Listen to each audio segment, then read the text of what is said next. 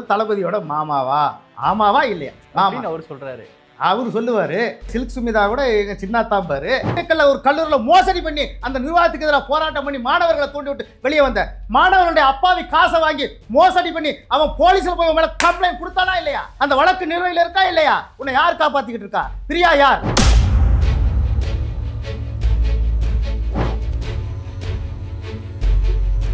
என்ன நீங்க இந்த பூரிதாஸை பத்தி பேசிக்கிட்டு இருக்கீங்க? ஐ ஆம் சாரி தாஸ், பூரிதாஸ் ஜாக்கிரதை. எங்கள் தளபதியின் பேர் ஒரு புள்ளி விழுந்தால் உங்க மேல கரும்புள்ளி விழுங்க பாத்துக்கங்க. எங்களுடைய அரசியல் எதிரி இந்த நாட்டை திராவிட மாடல் தவறுன்னு சொல்ல, திராவிட மாடல் என்று சொல்லிக்கொண்டு சுரண்டி வம்சாவளியாக இந்த வாரிசு அரசியலை செய்து கொண்டிருக்கிறது திராவிட முன்னேற்ற கழகம். இதை அகற்றணும். இதுதான் எங்களுடைய தலையாய பணிய ஒழிய இந்த நேரத்தில் இன்னொருத்தர் வராரு இவர் வராரு ஆணிய புடுங்க வேணாம். நீங்க எழுதி வச்சுக்கோங்க, குறிச்சு வச்சுக்கோங்க. எங்களுடைய கொள்கை எதிரி பாரதிய ஜனதா கட்சி. எந்த காலத்திலும் எந்த சூழ்நிலையும் அவங்க கூட காம்ப்ரமைஸே கிடையாது. காம்ப்ரமைஸ்ல பேச்சு கிடையாது. அப்புறம் சங்கீனா வேற ஒன்றும் இல்லை, சக தோழர்னு பேசிக்கிறது, இப்படியெல்லாம் இந்த மாதிரி வேலைகள் எப்பவுமே தமிழக வெற்றி கழகம் எங்க தளபதி. உங்களுடைய கட்சி தலைவர் விஜய் அவர்கள் திரு மோடி அவர்களை சந்திச்சாங்கல்ல, பிரதமர் அவர்களை சந்திச்சாங்கல்ல, எதுக்கு செஞ்சாங்க?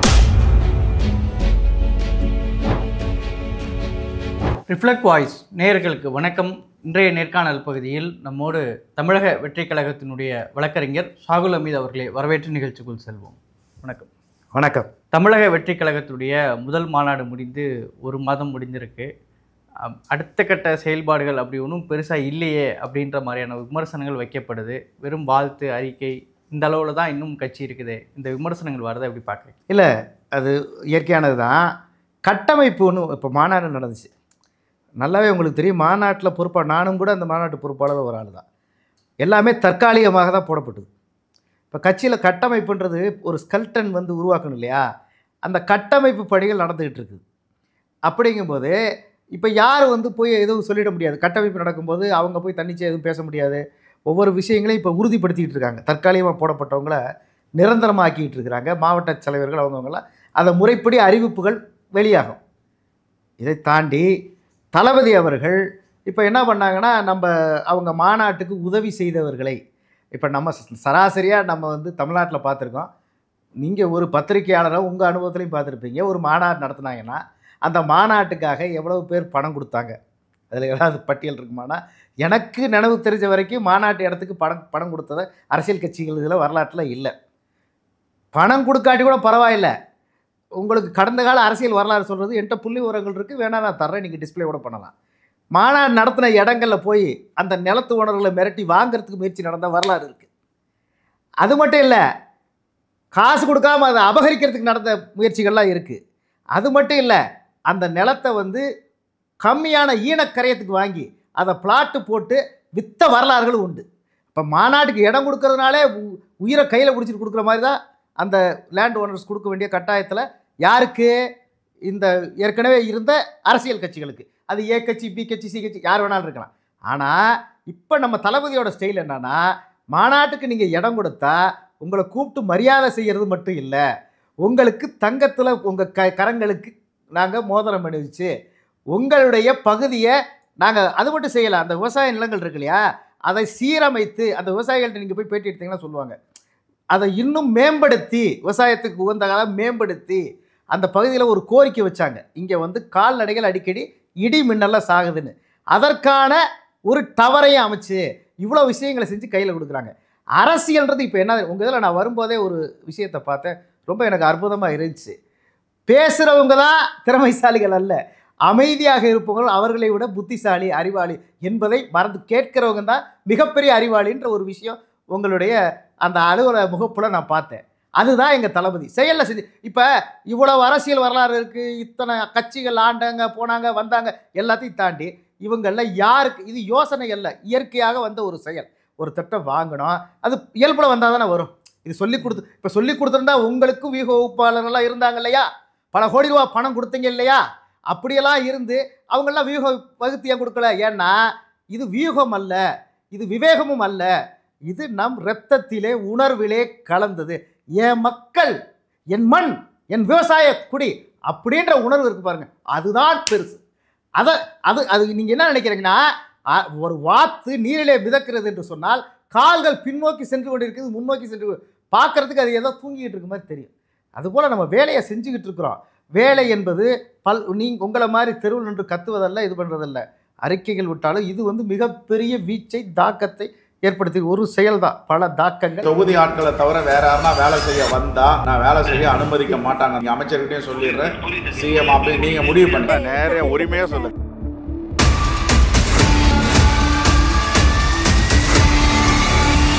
உங்களுக்கான நான் திருப்பெரும்புதூர் சட்டமன்ற உறுப்பினர் செல்வ பெருந்தகை. இல்லை என்ன இப்போ தமிழக வெற்றி கழகத்தினுடைய தலைவராக இருக்கக்கூடிய விஜய் அவர்கள் சினிமாவில் நடித்தார். இப்போ அரசியல் களத்துக்கு வந்ததுக்கு அப்புறம் பல விஷயங்களில் பேசுவார், போராட்டங்களை பண்ணுவார். இதெல்லாம் எப்போன்னு கேட்டுட்டு இருக்கும்போது மாநாட்டுக்கு அப்புறம் பார்ப்பீங்க அப்படின்னாங்க. மாநாடு முடிஞ்சு 1 மாதம் ஆச்சு. இங்கே இருக்கக்கூடிய அதானி இஷ்யூவாக இருக்கட்டும், இங்கே இருக்கக்கூடிய மற்ற விஷயங்கள் வெறும் அறிக்கையில் மட்டும்தானே இன்னும் தமிழக வெற்றி கழகம் இருக்கிறாங்க. அதுதான் இப்போ ஃபஸ்ட்டு என்ன சொன்னாங்கன்னா, இவங்க வந்து ட்விட்டர்னாங்க, இப்போ அறிக்கைக்கு வந்திருக்கு அப்படின்றாங்க. அதுதான் அதுக்கு ஒரு அடிப்படையான ஒரு காரணத்தை புரிஞ்சுக்கோங்க. ஏன்னா நாங்கள் ஒரு புதிய இயக்கம், கட்டமைப்பு வேணும்ல. கட்டமைப்பு இப்போ ஒரு போராட்டத்தை அறிவிக்கிறதுக்கு நாங்கள் தயாராக இருக்கோம். தளபதி திட்டமிட்டுருக்க எல்லாத்தையும் கையை அப்படி திறந்து காமிச்சிட்டா அதில் மிகப்பெரிய அவர் இப்போ அதுக்கு தான் இந்த உதாரணத்தை சொன்னேன். இந்த மாநாட்டு விவசாயிகளுக்கு செய்தது ஒரு விஷயத்தை இப்போ தளபதியை பொறுத்தவரை என்ன நினைக்கிறாங்கன்னா, நாம் ஒரு விஷயத்தை செய்தால் நாம் வந்து ஆட்சி மாற்றத்திற்கான இயக்கம் அல்ல, அரசியல் மாற்றத்திற்கான இயக்கம் அப்படிங்கும்போது அந்த அரசியல் மாற்றத்திற்கான சிந்தனையோடு செய்யணும்.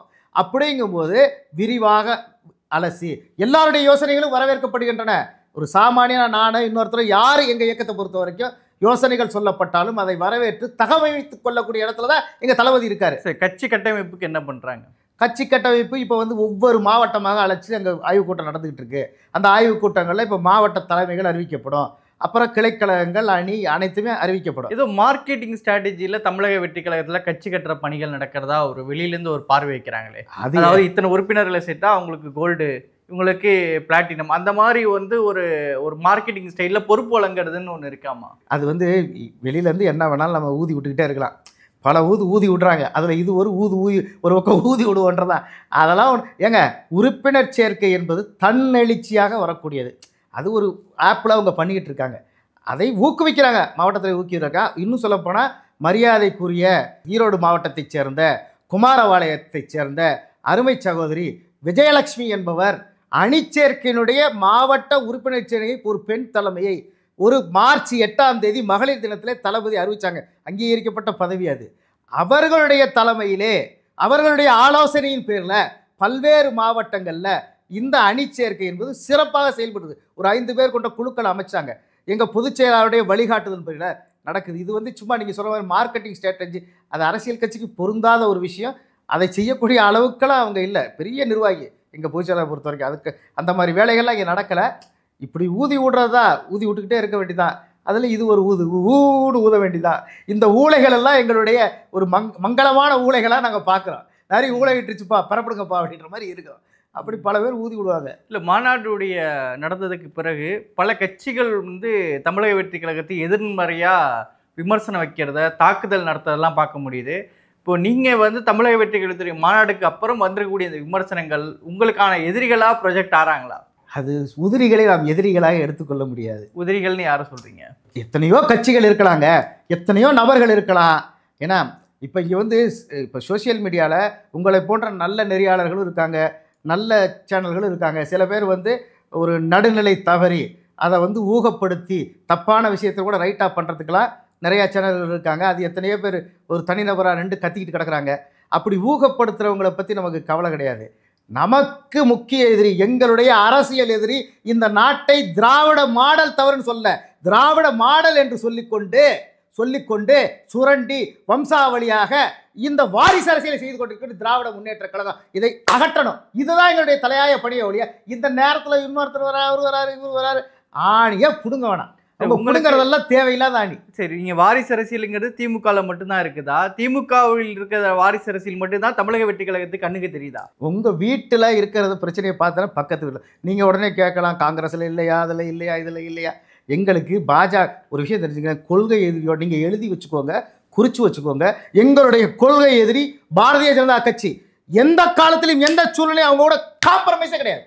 காம்ப்ரமைஸில் பேச்சுக்கே இடம் கிடையாது. நீங்கள் வேணால் எழுதி வச்சுக்கோங்க, குறித்து வச்சுக்கோங்க. ஒரு சின்ன இப்போ இவங்கள போல் இந்த புலக்கடை வழியாக போய் அங்கே டெல்லியில் போய் மகனுக்கு பட்டாபிஷேகம் பண்ணுறதுக்கோ அல்லது மற்ற வேலைகளுக்கோ போய் அந்த போய் இது பண்ணுற வேலையெல்லாம் சாமரம் வீசுறது, அவங்க போன உடனே போய் பார்க்கறது, இப்படி நெருங்கி பேசுறது, அப்படி போய் குடிச்சு பேசுறது, அந்த வேலை எங்கள்கிட்ட எதுவுமே இல்லை. அப்புறம் சங்கீனா வந்து வேறு ஒன்றும் இல்லை, சக தோழன்னு பேசிக்கிறது, இப்படியெல்லாம் இந்த மாதிரி வேலைகள் எப்போவுமே தமிழக வெற்றி கழகத்தில் எங்கள் தளபதி. சரி, உங்களுடைய கட்சி தலைவர் விஜய் அவர்கள் திரு மோடி அவர்களை சந்திச்சாங்களா, பிரதமர் அவர்களை சந்திச்சாங்கல்ல, எதுக்கு செஞ்சாங்க? கட்சி தலைவரான பிறகு சந்திச்சாங்களா?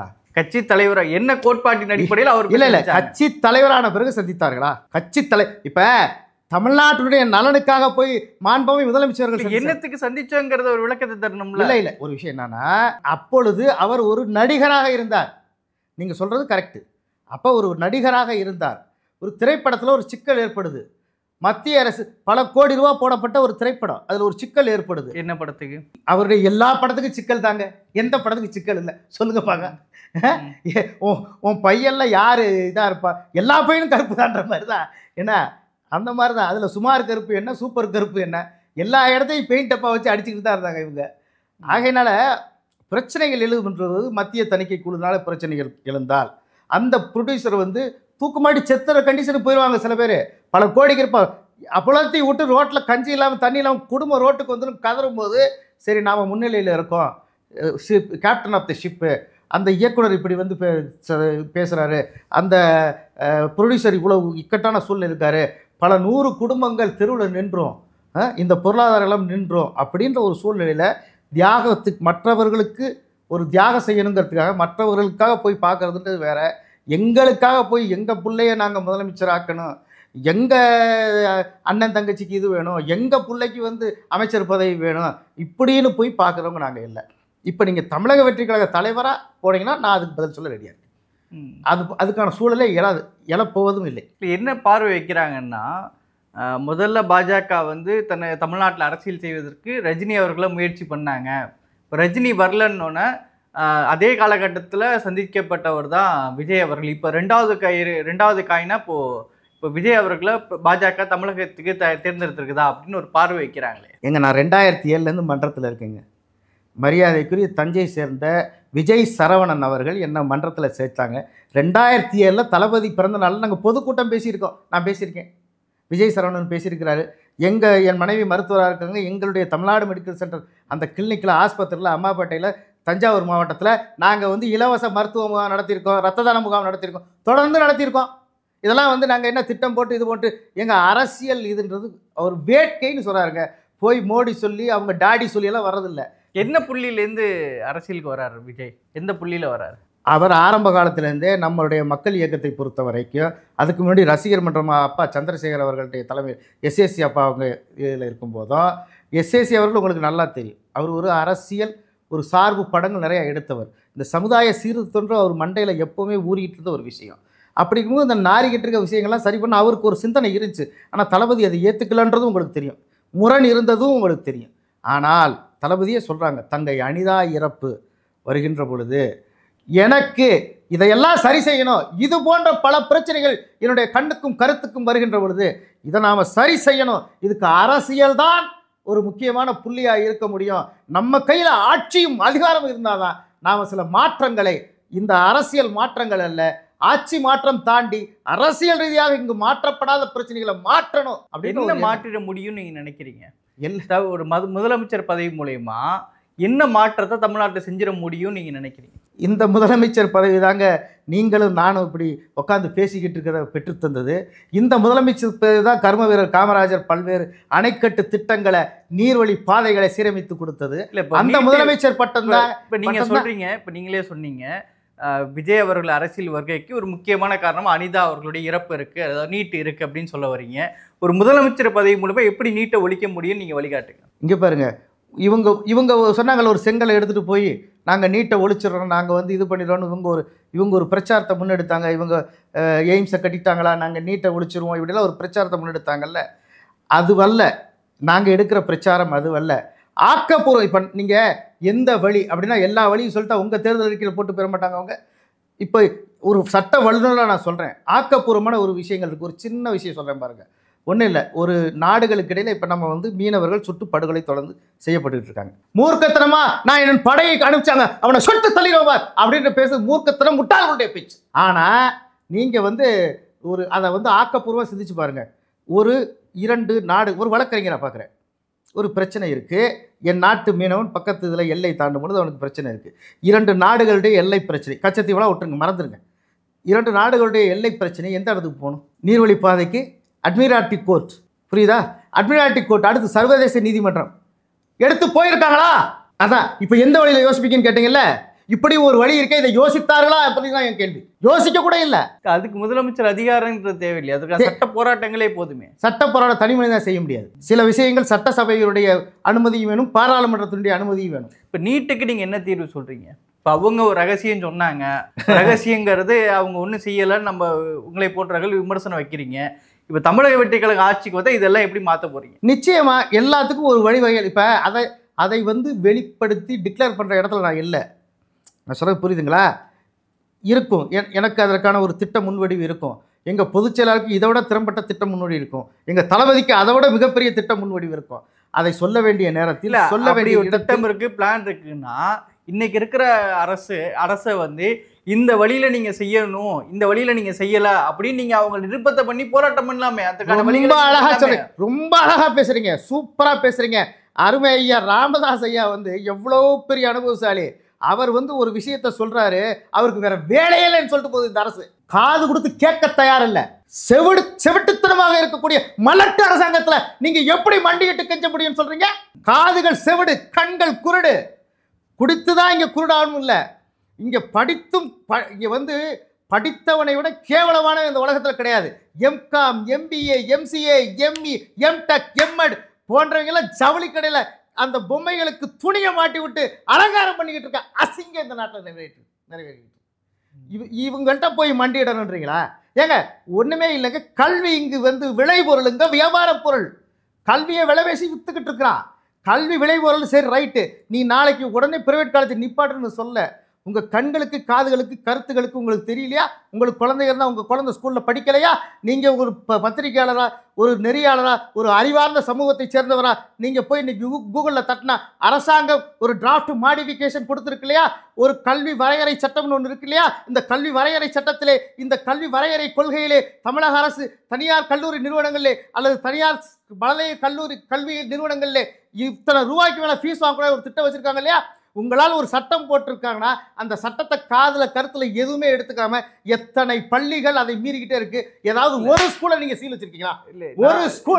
ஒரு ஸ்கூல் வந்து எல்லை மீறி நடந்தாலும் சீல் வைக்கப்பட்டிருக்கா? சரி, இப்போ நீங்க சொல்லக்கூடிய ஒரு விமர்சனம் சரியான விமர்சனம். அதே போல உங்களுடைய தளபதியினுடைய முக்கியமான அவருடைய முதன்மையான துறை சினிமா துறை.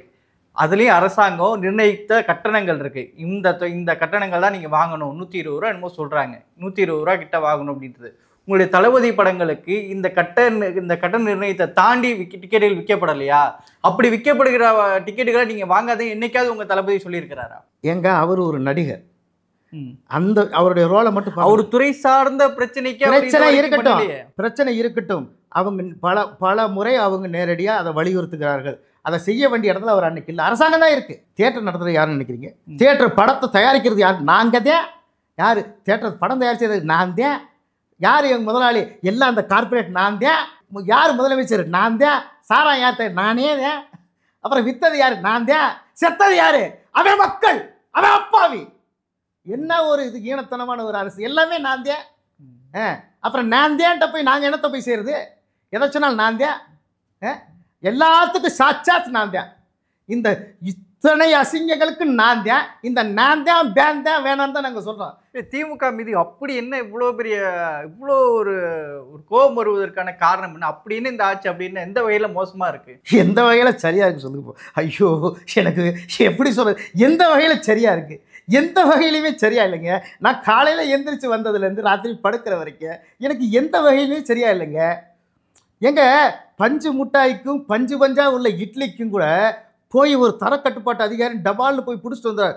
ஏய் கலர் கொஞ்சம் கூட்டியிருக்கடா, கம்மியாக போடுறா, பிடிச்சவனை எல்லாத்தையும் போடுறா.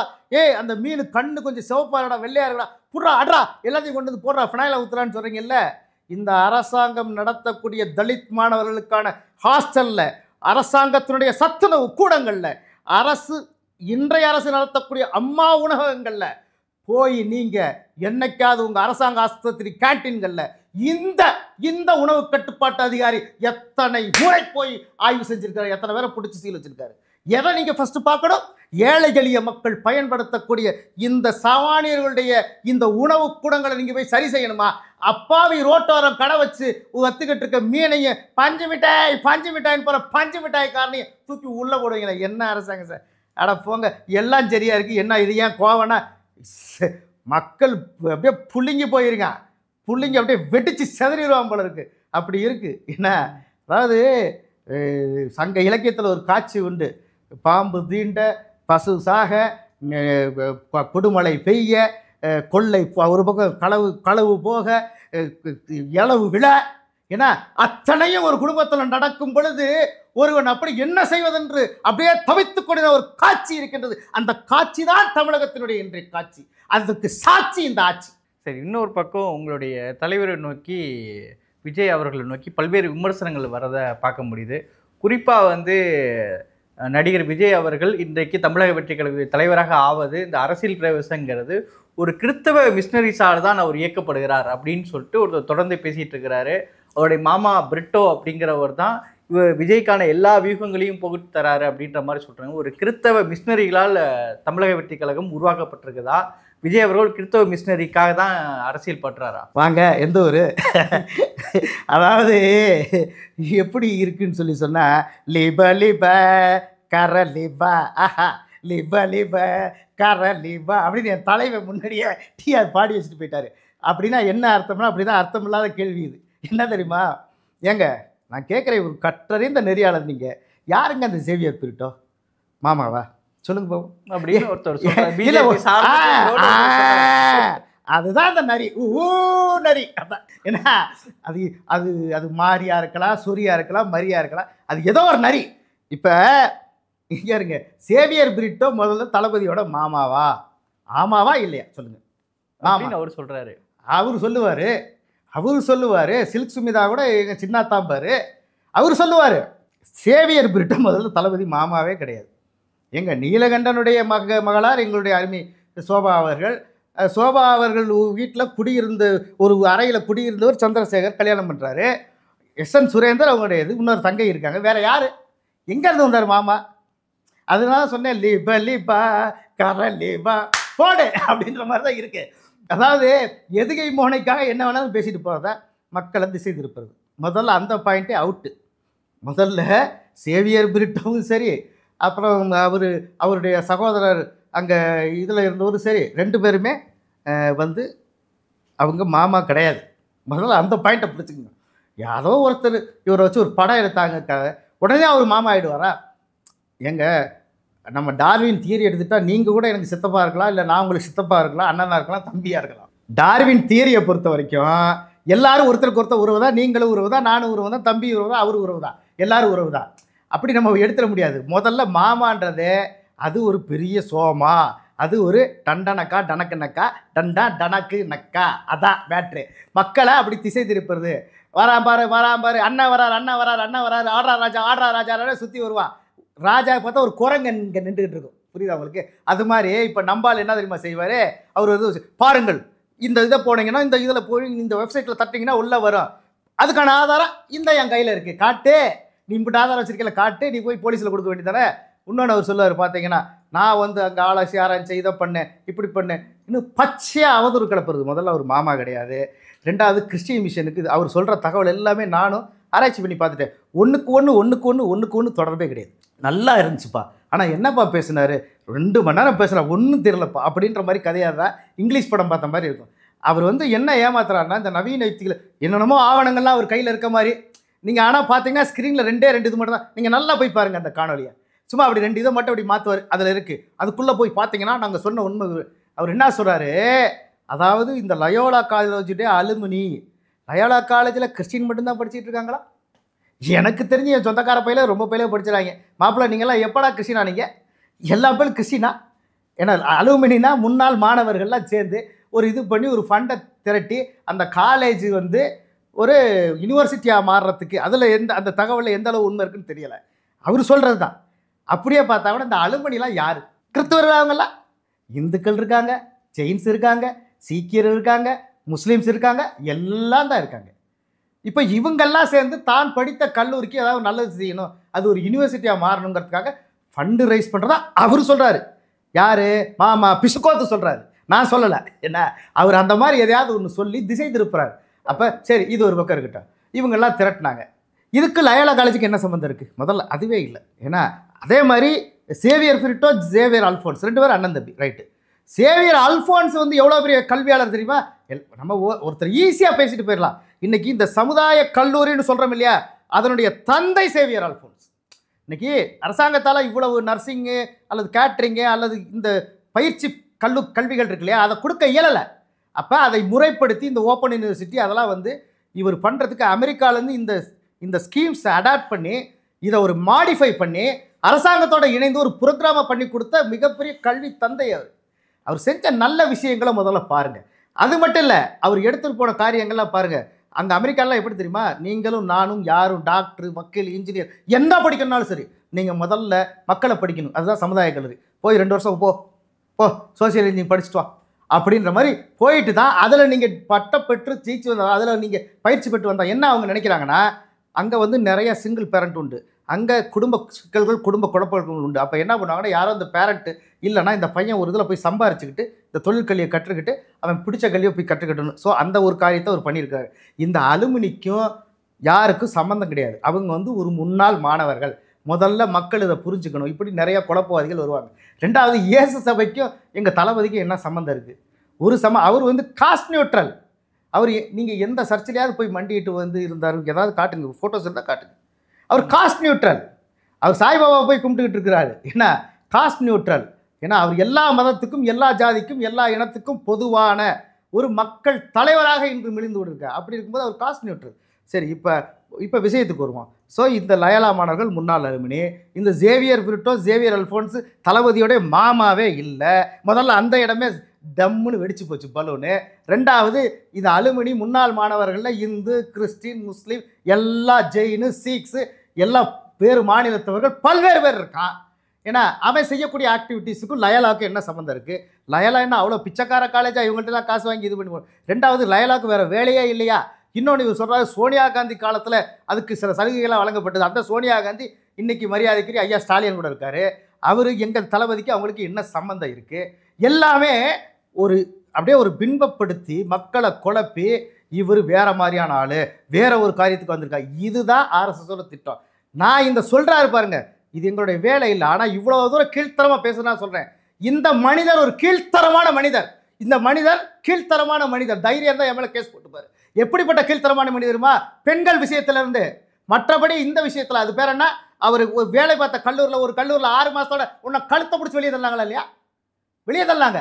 2வது, திண்டுக்கல்ல ஒரு கல்லூரியில் மோசடி பண்ணி அந்த நிர்வாகத்துக்கு எதிராக போராட்டம் பண்ணி மாணவர்களை தூண்டி விட்டு வெளியே வந்த மாணவர்களுடைய அப்பாவி காசை வாங்கி மோசடி பண்ணி அவன் போலீஸில் போய் மேலே கம்ப்ளைண்ட் கொடுத்தானா இல்லையா? அந்த வழக்கு நிலுவையில் இருக்கா இல்லையா? உன்னை யார் காப்பாற்றிக்கிட்டு இருக்கா? பிரியா யார்? நீ ஆர்எஸ்எஸ் கைக்கூலியா இல்லையா? என்ன நீங்கள் இந்த பூரிதாஸை பற்றி பேசிக்கிட்டு இருக்கீங்க?